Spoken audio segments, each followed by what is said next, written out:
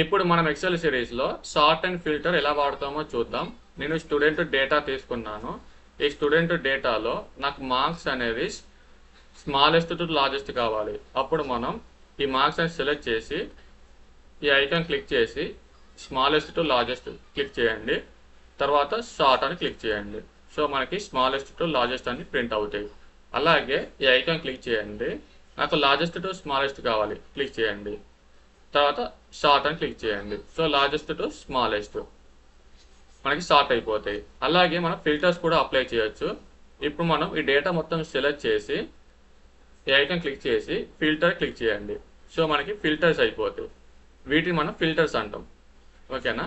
ఈ క్లిక్ చేసి నాకు స్మాలెస్ట్ టు లార్జెస్ట్ కావాలి. సో మనకి స్మాలెస్ట్ టు లార్జెస్ట్. అలాగే నాకు largest to smallest. So largest to smallest. ఇలా మనం ఫిల్టర్ కూడా చేసుకోవచ్చు.